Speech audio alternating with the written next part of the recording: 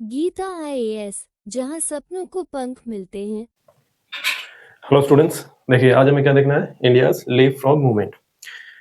क्या है leap frog movement, पहले हम ये समझेंगे, क्योंकि इसका जीडीपी पर कैपिटा से हमारा थोड़ा जीडीपी पर कैपिटा आगे बढ़ा है, तो उसको लेके ये जयंत सिन्हा जी ने अपना ओपिनियन दिया है और हम सारे टॉपिक को समझेंगे पहले इनको, और ये बहुत शानदार लिखते हैं। ठीक है, तो लीप फ्रॉग समझेंगे, जीडीपी पर कैपिटा समझेंगे, और उसके बाद ये पूरा आर्टिकल का एनालिसिस देखेंगे और क्या है इसमें बात करेंगे। बाद में आपको पीडीएफ मिल जाएगा।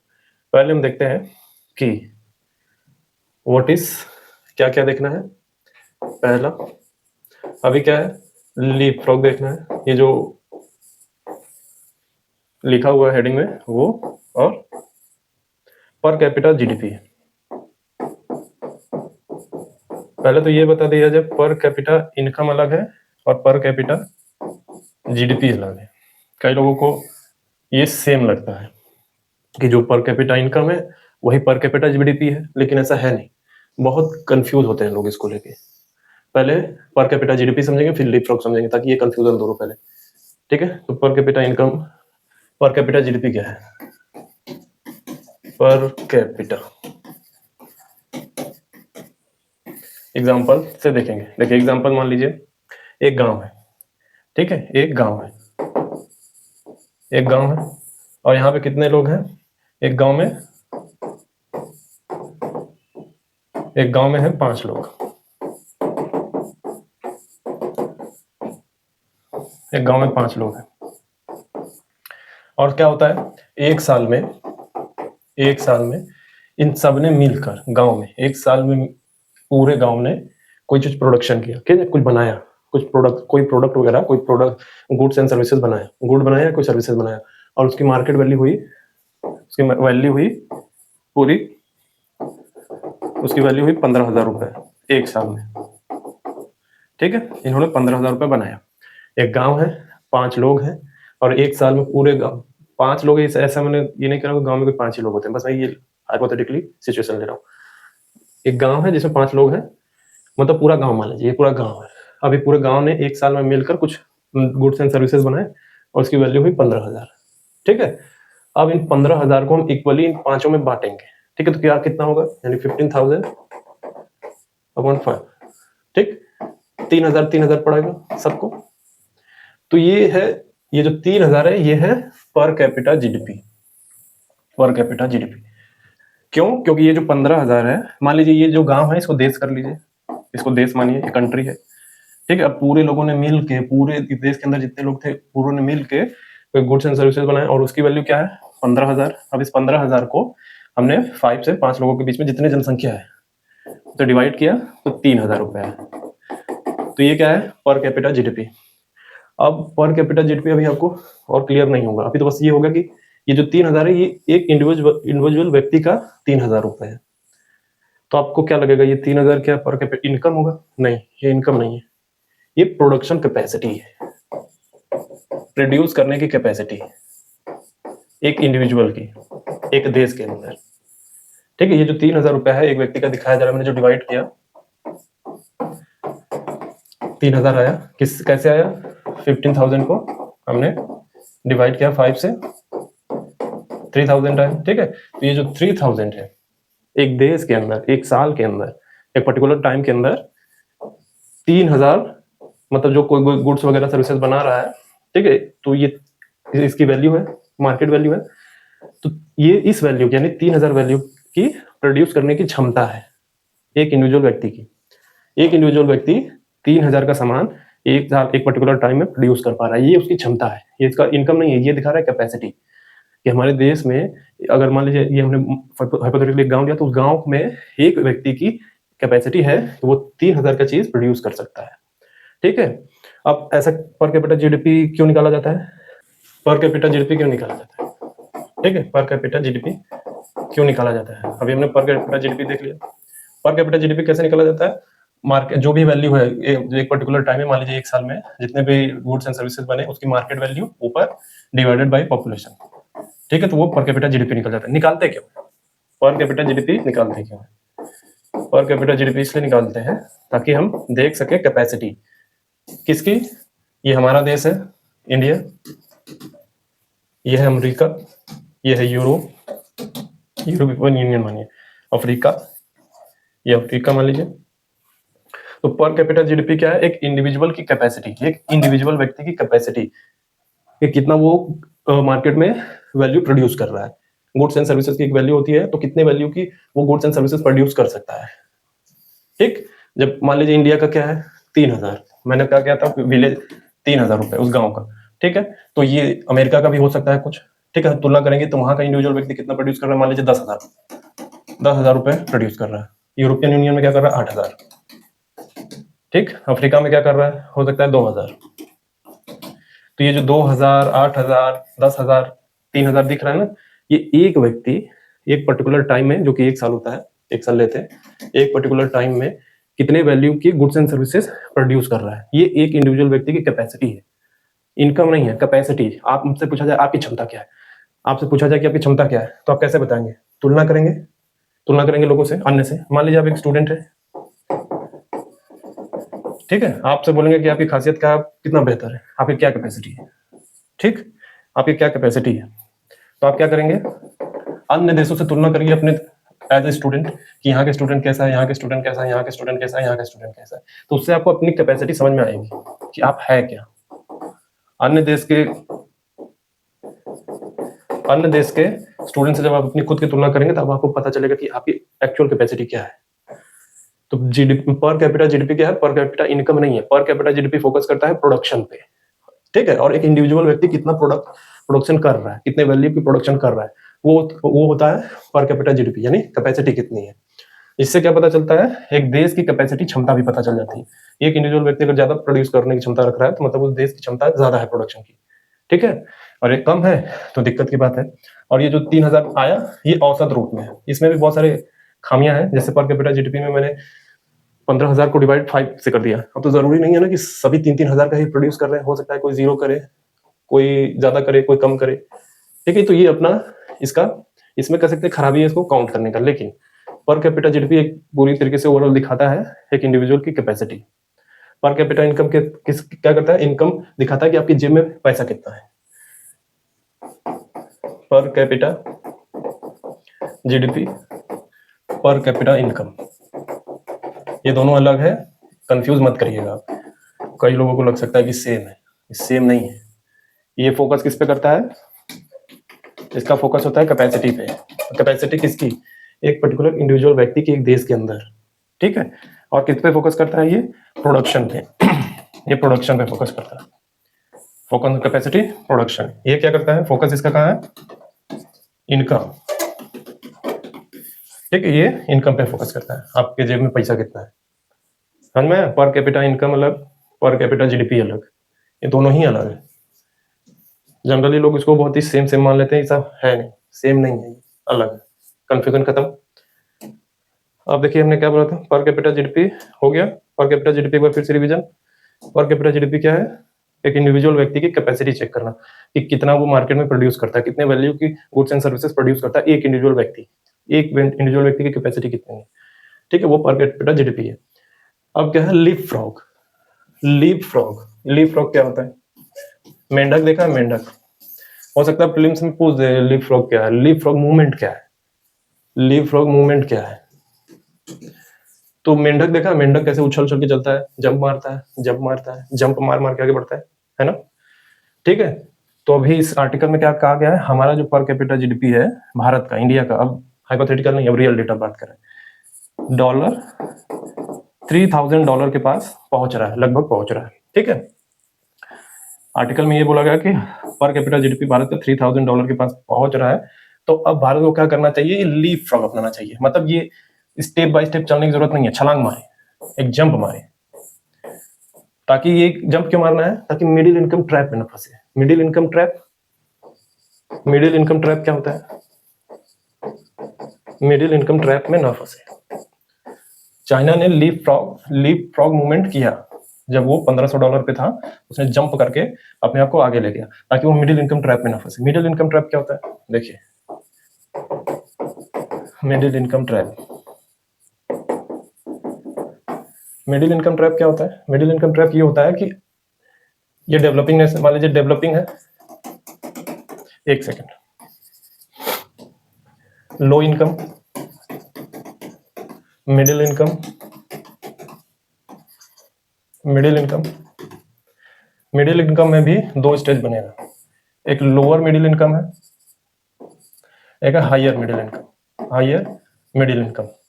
अब इसके बाद आता है हाई इनकम। ठीक है, तो ये बोला जा रहा है कि इंडिया जो है ऑलमोस्ट $3000 के पास पर कैपिटा इसकी जीडीपी पहुंच गई है, पर कैपिटा जीडीपी। तो उसको लीप फ्रॉग मूवमेंट अपनाना चाहिए, यानी छलांग लगानी चाहिए। और वो छलांग कैसे लगाई जाएगी, कहाँ में छलांग कैसे लगाई जाएगी बताया जाएगा। कुछ इन्वेस्टमेंट करने हैं हमें कुछ सेक्टर में, तो वो लीप फ्रॉग मूवमेंट माना जाएगा। तो ये बोला जा रहा है कि इंडिया जो है लो इनकम में नहीं है, यहाँ मिडिल इनकम में। अब इंडिया को मिडिल इनकम से छलांग मार के हाई इनकम में जाना है या हायर मिडिल इनकम में जाना है और डेवलप करना है, इसी मिडिल इनकम में फंसे नहीं रहना है। ठीक है, इसी मिडिल इनकम में फंसे नहीं रहना है। तो मिडिल इनकम ट्रैप क्या है, लो इनकम से निकल के, लोअर मिडिल इनकम से निकल के मिडिल इनकम में पहुंच जाना और यहीं पे टिके रहना। कोई डेवलपमेंट होना नहीं, ना लो हो पा रहे हैं ना हाई पे जा पा रहे हैं, ना लो हो पा रहे हैं ना हाई पे जा पा रहे हैं, यहीं पे फंसे हुए हैं। अब क्यों फंसते हैं हम, उसका भी कारण बताया जाएगा। मिडिल इनकम ट्रैप में क्यों फंसते हैं, जब हम कोई इनोवेटिव इन्वेस्टमेंट नहीं करते, जब इन्वेस्टमेंट एक्स्ट्रा नहीं करते, तब हम इसी मिडिल इनकम में फंसे रहते हैं। तो यही है middle income trap. Middle income में पहुंच के न लो इनकम में होना न हाई इनकम में जा पाना, यहीं पर अगर घूमते रहना, चक्री खाना, ये वीसीएस साइकिल में फंस जाना, ये है मिडिल इनकम ट्रैप। ठीक है, lower middle income, higher middle income, बीच में है मिडिल इनकम। तो मिडिल इनकम में फंसे रहना। ठीक है, तो इसी लेख में ये बोला गया कि इंडिया का पर कैपिटा जीडीपी जो है $3000 के पास लगभग पहुंच रहा है, तो इसको एक लीप फ्रॉग लेना पड़ेगा, कि जंप लेना पड़ेगा, जिससे हाई इनकम में पहुंचने की कोशिश करें, ना कि मिडिल इनकम में फंसा रहे। अब वो हाई जंप क्या है, लीप फ्रॉग क्या है? लीप फ्रॉग समझ में आया? मेंढक कूदता है ना, ऐसे कूद कूद के चलता है, वैसे ही इंडिया मिडिल इनकम में है, तो ये बीच के स्टेप, छोटे मोटे स्टेप छोड़ के एक जंप ले सीधे हाई इनकम में पहुंच जाए, ना कि हाई मिडिल इनकम में वेट करे होने का। ये सुझाव दिया गया आर्टिकल में। तो आपको समझ में आ गया पर कैपिटा जीडीपी क्या है, लीप फ्रॉग क्या है और मिडिल इनकम ट्रैप क्या है। अब आर्टिकल देखिए, India leapfrog movement, Jayant Sinha ji ने लिखा है, तो देखते हैं क्या है इसमें। अब देखिए लीप फ्रॉग मूवमेंट जो बताया था, लैंग्वेज पढ़िए। लीप फ्रॉग धीरे धीरे बढ़ने की बजाय सीधे एक बड़ा जंप करना। यहाँ पे खड़े हैं हम एक्स पॉइंट पे, ये वाई पॉइंट पे जाना है, बीच में A B C D point को स्किप करते हुए सीधा जंप मार देना यहाँ। ठीक है, ये है लीप फ्रॉग मूवमेंट, यानी जंप लगाना। देखिए भारत का जीडीपी पर कैपिटा कितना हो रहा है, पहुंच रहा है लगभग $3000 पहुंच रहा है। तो यही वो स्टेट है जहां से देश को एक जंप लगाना है, लीप फ्रॉग लेना है, यानी हाई इनकम बनना है। ठीक, ये नहीं होना चाहिए कि मिडिल इनकम ट्रैप में फंस जाए, एक जंप लेना है। और यही मैं बता रहा था। तो इंडिया के पास यही मौका है कि ट्रैप को छोड़े, ठीक है, ट्रैप को छोड़ के डायरेक्ट डेवलप बनने का प्रयास करें। जो मिडिल इनकम ट्रैप है उसमें ना फंसे, अब जंप मारे। अब वो जंप मारेगा कैसे? ठीक है, कुछ ट्रेडिशनल मॉडल थे, देखिए क्यों फेल हुए। अगर जंप नहीं मारेंगे तो फेल हो जाएंगे, मतलब हाई इनकम में नहीं पहुंच पाएंगे। क्यों नहीं पहुंच पाएंगे? देखिए कुछ फेल हुए थे जो नहीं पहुंच पाए। पुराना मॉडल क्या है, पहले इंडस्ट्री फिर सर्विसेज फिर इनोवेशन। इसका मतलब क्या समझ रहे हैं, पहले इंडस्ट्री लगाओ फिर सर्विसेज दो फिर इनोवेशन करो। ठीक है, ये स्टेप है, पहले इंडस्ट्री लगेगी फिर सर्विसेज दिया जाएगा फिर इनोवेशन होगा। ये पहले का मॉडल था। ठीक है, प्रॉब्लम क्या है इसमें कि ये बहुत स्लो है, इसमें 40 से 50 साल लग जाएंगे कि पहले इंडस्ट्री लगाएंगे फिर सर्विसेज वाला सेक्टर शुरू करेंगे फिर उसके बाद इनोवेशन पे ध्यान देंगे। ठीक है, तो इसमें बहुत लंबा लगेगा समय। आज की दुनिया क्या है, बिल्कुल फास्ट है, ये काम कर नहीं पाएगा ये वाला पुराना मॉडल कि पहले इंडस्ट्री फिर सर्विसेज फिर इनोवेशन। ठीक है, तो इंडिया को क्या चाहिए, एक बोल्ड स्ट्रेटेजी बनाना पड़ेगा और साइमल्टेनियसली डेवलपमेंट चाहिए। ठीक है, कहाँ करेंगे हमें, अगर लीप फ्रॉग बोल रहा हूँ मूवमेंट करने का या जंप करने का, तो किन सेक्टर में इन्वेस्टमेंट चाहिए? तीन जगह है जहां इन्वेस्ट करना है। कहाँ? तीन बड़े ट्रांसफॉर्मेशन इंडिया को, तीन चीजें एक साथ करनी होगी। ये एक साथ वर्ड की वर्ड है, इसको याद रखिएगा, 1 by 1 नहीं, एक साथ। ठीक है, स्किल्ड वर्कफोर्स बनाना। इसको लेके बहुत सारे अर्थशास्त्री इकोनॉमिस्ट हैं, बहुत बारी से चिल्ला रहे हैं कि हम डेमोग्राफिक डिविडेंड में है तो इसका फायदा उठाओ। जब ऐसा ना हो कि हमारी जनसंख्या एक समय के बाद बूढ़ी हो जाए तो फिर हम इसका फायदा ना उठा पाए। अभी विंडो खुला है तो कर लो। तो इंडिया के पास दुनिया का सबसे युवा पॉपुलेशन यानी डेमोग्राफिक डिविडेंड है। अभी इससे पहले आपने वीडियो नहीं देखा तो उसमें आप देखेंगे, मैंने बताया कि 2050 तक हमारी जनसंख्या लगभग दोगुनी बूढ़ी हो जाएगी। ठीक है, अभी 14-15 करोड़ लोग बूढ़े हैं, 30 करोड़ लोग बूढ़े हो जाएंगे। ठीक है, तो अभी क्या है, विंडो खुला हुआ है। विंडो खुला हुआ है का क्या मतलब है कि हमारे पास अभी डेमोग्राफिक डिविडेंड है, युवा लोग हैं, तो उस पर इन्वेस्ट कर दो अभी, ताकि बाद में स्किल्ड लोग तैयार रहे। ये ना हो कि जनसंख्या बूढ़ी हो जाए फिर हम उसका फायदा ना उठा पाए। ठीक है, तो इंडिया के पास दुनिया की सबसे युवा पॉपुलेशन है, लेकिन क्या है, स्किल नहीं है, एजुकेशन वीक है। जरूरत किसकी है, एजुकेशन की, स्किल डेवलपमेंट की, रिसर्च इन्वेस्टमेंट की। इन सब को छोड़ के बेवकूफाना हरकत करने पे जाएंगे, फिर क्या होगा, फिर वही मिडिल इनकम ट्रैप में फंसेंगे। ये पहला है जहां हमें खूब ज्यादा इन्वेस्ट करना है, बहुत ज्यादा इन्वेस्टमेंट चाहिए यहाँ पे, और एक साथ करना है। एक जगह ये हो गया, दूसरा जगह क्या है, एनर्जी ट्रांजिशन, ग्रीन एनर्जी पे। फोसाइल फ्यूल से हमें क्लीन एनर्जी की तरफ शिफ्ट करना होगा। इससे पहले वाले में क्या बताया था, इससे पहले वाला आर्टिकल देखेंगे तो मैंने यही बोला कि क्लीन एनर्जी पे जाना पड़ेगा। अभी जो स्टेट ऑफ हॉर्मोज में देख रहे हैं, ऑयल पे इतना डिपेंडेंसी बढ़ा हुआ है, वो सब कम होगा कैसे, फोसाइल फ्यूल से हम क्लीन एनर्जी की तरफ बढ़ेंगे तब।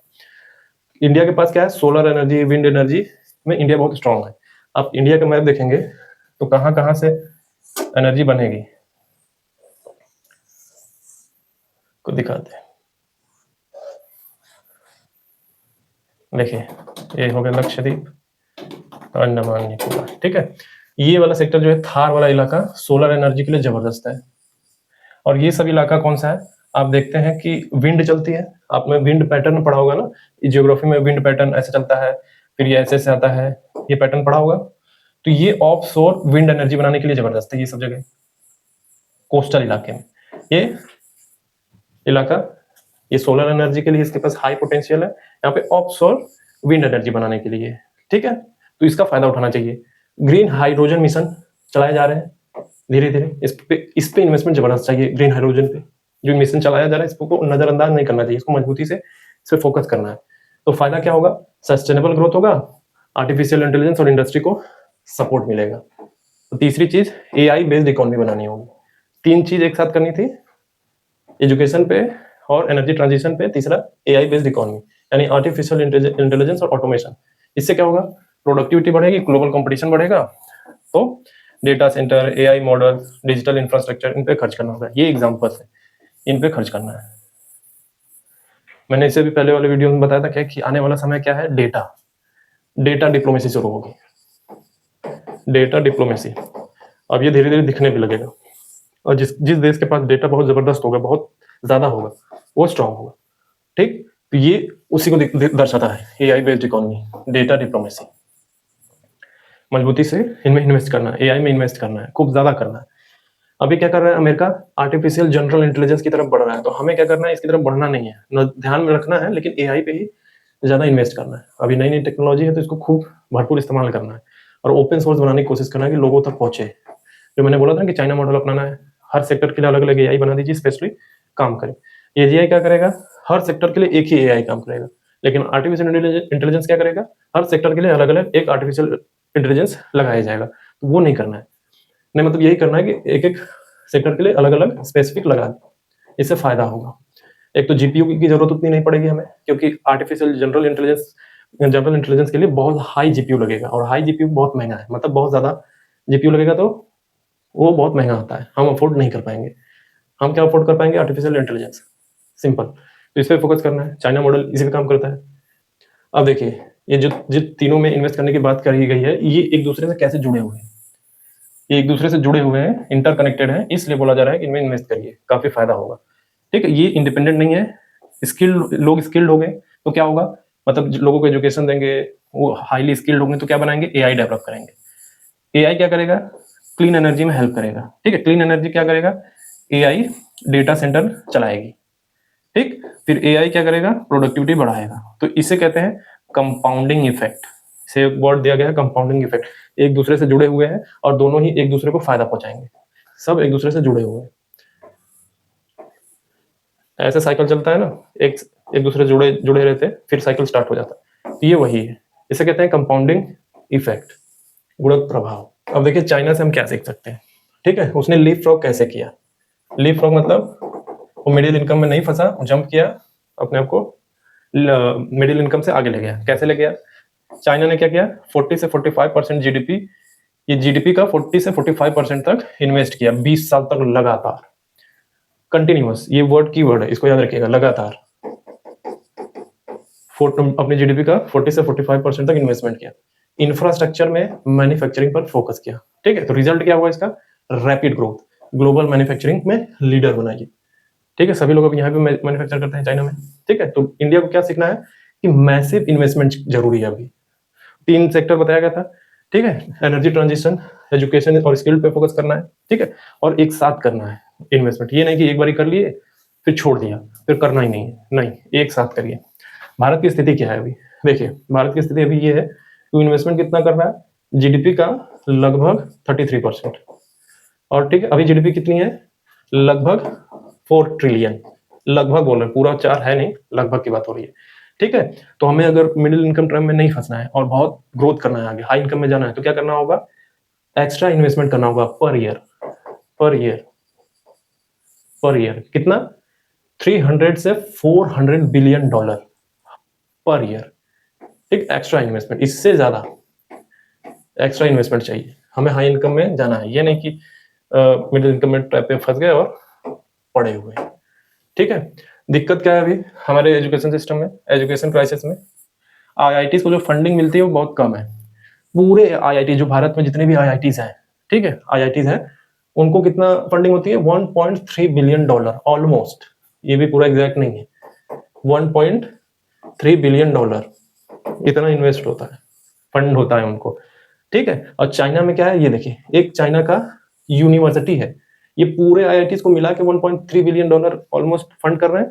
और यहाँ पे एक चाइना की एक यूनिवर्सिटी है जिसको 5.7 बिलियन डॉलर अकेले अकेले एक यूनिवर्सिटी को दिया जा रहा है। 5.7 बिलियन डॉलर एक अकेले यूनिवर्सिटी को दिया जा रहा है। ठीक है, तो प्रॉब्लम क्या होगा अगर ऐसे फंडिंग होगी, तो स्किल गैप है, इनोवेशन वीक है हमारा। अब हमें चाइना जितना इन्वेस्ट करना पड़ेगा इस तरीके से, तभी जाके हम हाई इनकम में जाएंगे। मतलब विश्व गुरु, ग्लोबल लीडर बनना है। अंग्रेजी में ग्लोबल लीडर बोलते हैं, हिंदी में विश्व गुरु हम बोलते हैं। तो ग्लोबल लीडर, हर देश बोलता है कि हमको ग्लोबल लीडर बनना है, ग्लोबल लीडर बनना है। हम भी बोलते हैं कि विश्व गुरु बनना है, तो कुछ गलत नहीं बोलते, लेकिन उसके लिए काम करना चाहिए। ठीक है, चाइना काम कर रहा है। अब मैं इसका यूनिवर्सिटी दिखाता हूँ, आपको लगेगा कि यूनिवर्सिटी नहीं है, कोई कंपनी है। ठीक है, देखिए ये क्या है, ये एक पब्लिक यूनिवर्सिटी है, चाइना का एक पब्लिक यूनिवर्सिटी है, सिंगवा यूनिवर्सिटी। ठीक है, आप पब्लिक यूनिवर्सिटी में सरकारी है, खर्च करता है जबरदस्त इस पे। ये यूनिवर्सिटी है, मैं एक एक करके दिखाता हूँ। ये क्या है, ऑब्जर्वेटरी है उस यूनिवर्सिटी का। आपको लगेगा कोई कंपनी है। ये गेट है, मेन गेट दिख रहा है कि नहीं दिख रहा है, पहले बड़ा करते हैं। ये ऑब्जर्वेटरी है।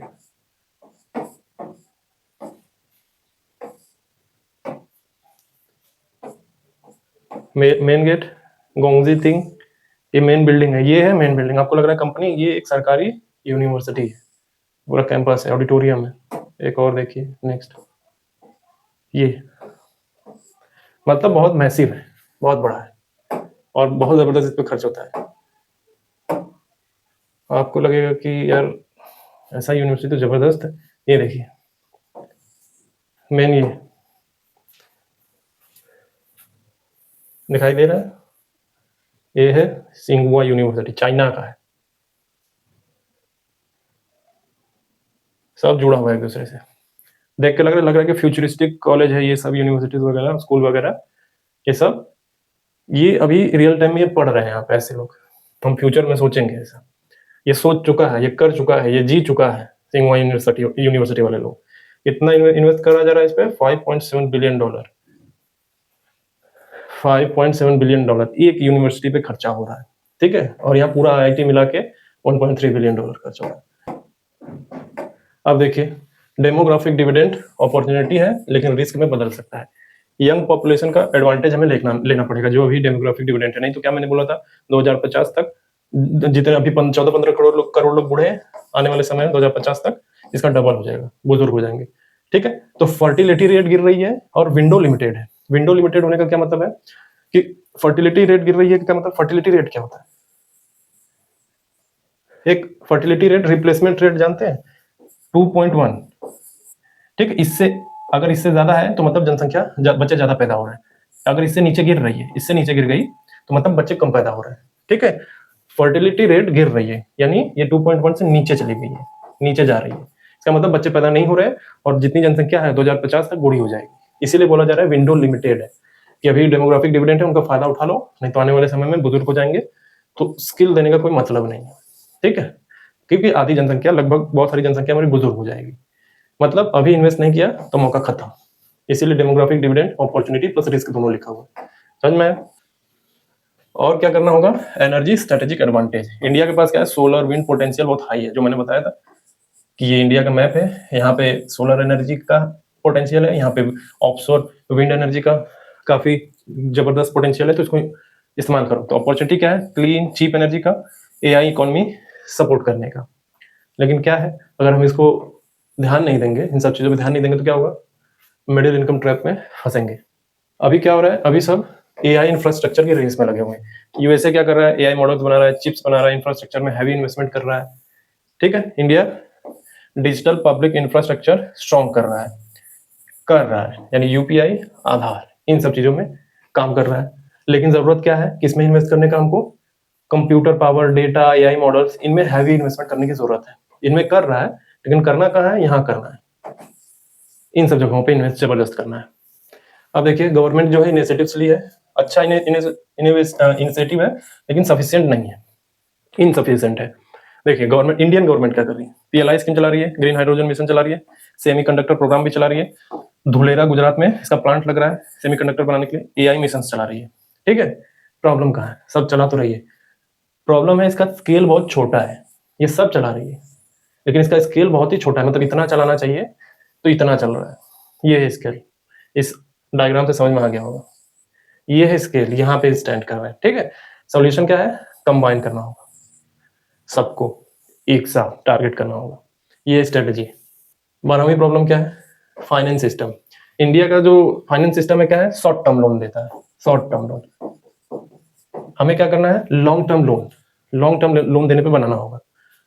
शॉर्ट टर्म लोन क्या होता है, लोग लोन देते हैं, मतलब बैंक शॉर्ट टर्म क्या देते हैं, लोग शॉर्ट टर्म के लिए लेते ही है लोन, यानी शॉर्ट टर्म लोन सिस्टम चल रहा है हमारे यहाँ। इंडिया का सिस्टम क्या है, शॉर्ट टर्म लोन देता है। होना क्या चाहिए, 10 से 20 साल का लॉन्ग टर्म कैपिटल बनाना होगा। ठीक है, फाइनेंस का प्रॉब्लम है इसमें। तो इस आर्टिकल में सोल्यूशन दिया गया है, इन्वेस्टमेंट व्हीकल बोला गया इसको सोल्यूशन के रूप में। क्या सजेस्ट कर रहे हैं कि सोवरेन फंड बने, एनआईआईएफ एक्सपेंशन बढ़े, कॉर्पोरेट कंसोर्टिया बढ़े, पेंशन इंश्योरेंस फंड बढ़े। टारगेट क्या होना चाहिए, 100 ऑफ बिलियंस इन्वेस्टमेंट, ये टारगेट होना चाहिए। ये सजेशन है आर्टिकल का, 100 ऑफ बिलियंस इन्वेस्टमेंट चाहिए। अब ग्लोबल कंपैरिजन करेंगे हम चाइना से और देशों से। चाइना क्या कर रहा है, स्टेट लीड इन्वेस्टमेंट। ईयू क्या कर रहा है, दारागई रिपोर्ट, सिमिलर मॉडल, सेम चीज चल रहा है, मतलब मैसिव इन्वेस्टमेंट कर रहे हैं ये लोग, चाहे यूरोपियन यूनियन हो चाहे चाइना हो, ये सब मैसिव इन्वेस्टमेंट कर रहे हैं। और इंडिया को भी स्केल बढ़ाना होगा, सिंपल सी बात है, जब सबका स्केल बढ़ रहा है तो हमें भी अपना स्केल बढ़ाना होगा। इंडिया के पास क्या मौका है, स्किल्ड वर्कफोर्स है, क्लीन एनर्जी है, एआई में इन्वेस्ट करना है, इन सबको करना है, तो मौका है अभी हमारे पास मौका है, क्योंकि हम डेमोग्राफिक डिविडेंड हमारे पास है, हमारे पास क्लीन एनर्जी के लिए पोटेंशियल है, ये राजस्थान, ये ऑफशोर विंड एनर्जी, इन सब चीज़ों के लिए। तो अभी आपके पास मौका है, इन्वेस्ट कर लीजिए। अगर ध्यान नहीं गया तो गड़बड़ हो जाएगी। जरूरी क्या है, political will, massive investment, coordinated strategy, ये सब है। तो जरूरी क्या है, पॉलिटिकल विल, मतलब जो पॉलिटिशियन है उनके अंदर क्षमता, विल पावर होनी चाहिए इस तरफ बढ़ने का। ठीक है, तभी हम लीप फ्रॉग मूवमेंट अपना पाएंगे और लीप फ्रॉग आउटकम बनेगा, यानी हाई इनकम में जंप कर पाएंगे। नहीं तो क्या होगा, मिडिल इनकम ट्रैप में फंस के रह जाएंगे। लीप फ्रॉग मूवमेंट समझ में आ गया, एक्स पॉइंट पे है, वाई पॉइंट पे जाना है, बीच के सारी चीजों को स्किप करके जंप कर गया। ठीक है, फॉर एग्जाम्पल के लिए अगर कैसे दिखेगा, पहले लैंडलाइन वाला फोन होता था इंडिया में, तो बहुत मैसिव लेवल पे, बहुत बड़े लेवल पे सब लोग लैंडलाइन यूज नहीं करते थे, कुछ ही लोग यूज करते थे। ठीक है, तो फिर आया मोबाइल, तो इंडिया ने क्या किया, लैंडलाइन को स्किप करके, कि पूरे देश में पहले लैंडलाइन बिछा लेते हैं, लैंडलाइन वाला सिस्टम कर देते हैं, सब लोग यूज कर ले, फिर मोबाइल पे जाएंगे। ऐसा नहीं किया, लैंडलाइन हटा दिया, कहा कि हटाओ इसको, मोबाइल पे सीधे जंप कर गया और सबके पास मोबाइल आया। ठीक है, तो इंडिया में सभी लोग लैंडलाइन इस्तेमाल नहीं कर पाए, लेकिन मोबाइल सभी ने इस्तेमाल किया, स्मार्टफोन सभी इस्तेमाल कर रहे हैं। तो ये क्या है, एक लीप फ्रॉग है, लीप फ्रॉग, ये हाई जंप मारा। लैंडलाइन सबको नहीं दिया, कहा छोड़ो हटाओ, जिन लिमिटेड यूज लोगों ने यूज किया हटाओ इसको। मोबाइल फोन आया है, सबको अफोर्ड कराओ, सबको अवेलेबल कराओ। तो क्या हुआ, स्मार्टफोन लगभग सब चला रहे हैं। आप देखेंगे आज के लोगों को बारे में, लोगों से पूछेंगे तो वो लैंडलाइन भले इस्तेमाल ना किया, लेकिन स्मार्टफोन इस्तेमाल कर रहे हैं। ठीक है, लैंडलाइन इस्तेमाल करने का क्या मतलब है, कुछ लोगों ने किया, जो अफोर्ड कर सकते थे जिस समय आया था, केवल वही लोग, सभी लोगों के पास नहीं था, लेकिन अभी सभी लोगों के पास फोन है। तो लैंडलाइन स्किप करके फोन की तरफ जम आ जाए, स्मार्टफोन की तरफ, ये क्या है, लीप फ्रॉग। वैसे ही हमें क्या है, मिडिल इनकम ट्रैप में न फंस के लंबा जम मारना है। तो वो जो 3 सेक्टर बताए थे, एजुकेशन, स्किल, एनर्जी ट्रांजिशन, ठीक है, उसमें इन्वेस्ट करना है, एक साथ करना है। अब हम क्या करेंगे, अब हम देखेंगे क्वेश्चन। हाँ देखिए, अब प्रीलिम्स के क्वेश्चन देख लीजिए सॉल्व करने के लिए, इसी से रिलेटेड। पहला है, मिडिल इनकम ट्रैप के संदर्भ में विश्व बैंक के 2024 के विश्व विकास रिपोर्ट के अनुसार किस स्तर की प्रति व्यक्ति जीडीपी, पर कैपिटा जीडीपी पर देश या तो उच्च आय वाले बनने की ओर बढ़ते हैं या फिर स्थिर हो जाते हैं। ठीक है, क्या होगा, ए ऑप्शन 1000, बी ऑप्शन 3000, सी 5000 और डी 10000। तो ऑप्शन क्या है, बी 3000। ठीक है, हमने क्या बोला, इंडिया क्या क्या हो रहा है, $3000 के ऑलमोस्ट पहुंच रहा है पर कैपिटा जीडीपी। ठीक है, और इसका एक्सप्लेनेशन भी नीचे है, ये पहला है। दूसरा देखिए, लेखक के अनुसार भारत को मिडिल इनकम ट्रैप से बचने के लिए विश्व बैंक द्वारा सुझाए गए 3I जैसे निवेश, प्रौद्योगिकी अंतरण, नवाचार, टेक्नोलॉजी ट्रांसफर होता है इसका मतलब इन्वेस्टमेंट, इनोवेशन को किस प्रकार अपनाना चाहिए। ठीक है, केवल निवेश पर ध्यान केंद्रित करते हुए गलत, ये गलत। केवल नवाचार पर ध्यान करते हुए गलत। तीनों को क्रमिक रूप से अपनाते हुए, मतलब 1 by 1 नहीं, तीनों को एक साथ अपनाते हुए, ये सही है, यही बताया था, एक साथ यानी कीवर्ड है। तीसरा, चीन के उदाहरण का उल्लेख करते हुए लेखक बताते हैं कि जब चीन $3000 प्रति व्यक्ति जीडीपी लगभग 2008 में के स्तर पर पहुंचा, तो उसने किस अनुपात में सकल पूंजी निर्माण यानी gross capital formation, gross capital formation क्या, कैपिटल एक्सपेंडिचर किया, इंफ्रास्ट्रक्चर को बने, ठीक है, बनाए रखा था। ठीक है, तो इसका आंसर क्या होगा, पहले जीडीपी का 20 से 25% नहीं, जीडीपी का 30 से 35% नहीं, जीडीपी का 40 से 45%, यही पढ़ा था हमने। हम जब अभी $3000 के पास करीब है, तो हम मिडिल इनकम ट्रैप पे न फंसते हुए हमें एक लीप फ्रॉग जंप लेना है। तो चाइना भी जब इसके करीब पहुंचा था, तो उसने क्या किया था, ठीक है, जब चाइना इसके करीब पहुंचा तो उसने क्या किया, उसने कैसे लीप फ्रॉग जंप मारा, तो उसने क्या किया, मैसिव इन्वेस्टमेंट किया, जीडीपी का 40 से 45% तक खूब इन्वेस्टमेंट किया, तो वो हाई इनकम की तरफ बढ़ा। ठीक है, ये चौथा है, इन्वेस्टमेंट दिया, इसमें नीचे एक्सप्लेनेशन किया है। हम तो 3000 पे पहुंच के लीप फ्रॉग की बात कर रहे हैं ना, चाइना $1500 पे था ना, 1500 पर कैपिटा जीडीपी के पास था डॉलर, तभी उसने लीप फ्रॉग जम मार लिया था, तभी उसने समझ लिया था कि हमें मिडिल इनकम में नहीं फंसना, तो मैसिव इन्वेस्टमेंट करना होगा। हम 3000 के पास आके सोच रहे हैं, डॉलर के पास आके सोच रहे हैं, उसने $1500 पे ही सोच लिया था कि इसी से जम मारो, समझ में। चौथा, लेख के अनुसार भारत को सोवरेन एआई कैपेबिलिटी यानी संप्रभु एआई क्षमता विकसित करने के लिए सबसे पहले किस बुनियादी ढांचे में निवेश करना आवश्यक है। ठीक है, पहला, केवल सॉफ्टवेयर डेवलपमेंट है, नहीं, कंप्यूट डेटा सोवरेन मॉडल क्षमता, हाँ ठीक है, ये सही है। केवल सेमीकंडक्टर नहीं, केवल स्टार्टअप नहीं, केवल रूट है, केवल इसमें नहीं, हमें कंप्यूट डेटा सोवरेन मॉडल सब में करना है, बताया था ऊपर। पांचवा देखिए, लेखक के अनुसार भारत की वर्तमान वित्तीय प्रणाली की प्रमुख कमी क्या है, जो तीनों संरचनात्मक परिवर्तनों, कुशल कार्यबल, स्वच्छ ऊर्जा, एआई के लिए बाधक है। मैंने बोला था ना कि 3 सेक्टर में इन्वेस्ट करना है, स्टार्टिंग में ही एक साथ करना है, उसी की बात हो रही है। ठीक है, तो ये क्या है, विदेशी निवेश पर पूर्ण प्रतिबंध, गलत, ऐसी बात ही नहीं हुई है। अल्पकालिक उधार यानी शॉर्ट टर्म ड्यूरेशन लेंडिंग पर अधिक जोर देना। ठीक है, तो क्या करना है, यहाँ पे बाधक है, बी ऑप्शन सही है, ब्याज दरों में अस्थिरता, गलत, बैंकिंग प्रणाली का राष्ट्रीयकरण, गलत। क्या बोला है, लेखक के अनुसार भारत की वर्तमान वित्तीय प्रणाली की प्रमुख कमी क्या है, जो तीनों संरचनात्मक परिवर्तनों के लिए बाधक है, यही बाधक है, short term lending, short duration का लेंडिंग, उधार, ये बाधक है। ठीक है, तो ये पांचों हो गया। अब एक मेंस का आंसर देखिए, मेंस का क्वेश्चन आपको करना है ये, और ये क्या है, ये कैसे लिखना है, क्या क्या लिखना है, वो स्ट्रक्चर दिया हुआ है। प्रश्न है, भारत के सामने एक साथ 3 संरचनात्मक परिवर्तनों, कुशल कार्यबल निर्माण, स्वच्छ ऊर्जा में संक्रमण, एआई संक्रमण मतलब ट्रांजिशन, एआई आधारित अर्थव्यवस्था को समन्वित रूप से लागू करने का अद्वितीय अवसर है। इस कथन के आलोक में मिडिल इनकम ट्रैप से बचने के लिए आवश्यक तीव्र निवेश रणनीति और वित्तीय प्रणाली में आवश्यक सुधारों की विवेचना कीजिए। 250 शब्द, 15 अंक। क्या क्या इसमें आएगा, देखिए ये सब लिखना है, ये सारी चीजें स्ट्रक्चर दिया गया है नीचे, आपको क्या करना है, लिख के चेक कर लेना है कि ये की पॉइंट्स मेरे आंसर में आए हैं कि नहीं। लिखने के बाद आपको पता चलेगा की पॉइंट्स इससे मैच कराना है कि ये पॉइंट्स आया है या नहीं। ठीक है, तो ये हो जाएगा। और क्या है, ये माइंड मैप है, ये माइंड मैप दिया हुआ है, माइंड मैप जितना भी पढ़ा है ये सब पूरा माइंड मैप आपको याद करने के लिए, तुरंत याद आ जाएगा। एक्स्ट्रा है, फायदा होगा आपको इससे। और क्या है, एक इन्फोग्राफिक देखिए, ये इंडिया लीप फ्रॉग मूवमेंट, ये क्या है, रिवीजन के लिए लास्ट मोमेंट पे आपको इन्फोग्राफिक याद दिला देता है, आपने देखा तुरंत आपको याद आ जाएगा। Leapfrog concept, skip stages and direct growth, avoid middle income trap, traditional model fail, slow automation job, high competition, 3 transformation, education and training, solar, wind, data automation, compounding effect, skills, AI, productivity, investment, energy, way forward, clean lesson. China से lesson क्या लेना है, 40 से 45% तक investment किया, जब वो अपने पर कैपिटा जीडीपी के अर्ली स्टेज पे आया, उसको लीप फ्रॉग लेना था। तो इंफ्रा और मैन्युफैक्चरिंग बूम, गोल क्या है, skill, energy, AI, develop nation. समझ में आया, करेंगे फायदा हो जाएगा। ये क्या है, इन्फोग्राफिक, आपको देख के याद आ जाएगा सब। समझ में आया, चलिए हो गया, आज के लिए इतना ही, ठीक है। तो ये लीप फ्रॉग मूवमेंट जो कीवर्ड है आपके लिए काफी फायदा होने वाला, हो सकता है प्रीलिम्स में पूछ ले। अब प्रीलिम्स क्या है, बहुत नजदीक है, तो प्रीलिम्स नजदीक रहे दूर क्या फर्क पड़ता है, प्रीलिम्स नजदीक रहे दूर है क्या फर्क पड़ेगा, हमें तो पढ़ना ही है, ठीक। तो आपको क्या होने वाला है इससे, बहुत जबरदस्त फायदा। इकोनॉमिक्स का सीरीज जो बिजनेस स्टैंडर्ड का चल रहा है चलता रहेगा, तो सीखते रहेंगे। लीप फ्रॉग मूवमेंट भूलिएगा मत, बहुत इंपॉर्टेंट है, ठीक है। आज के लिए इतना ही, थैंक यू।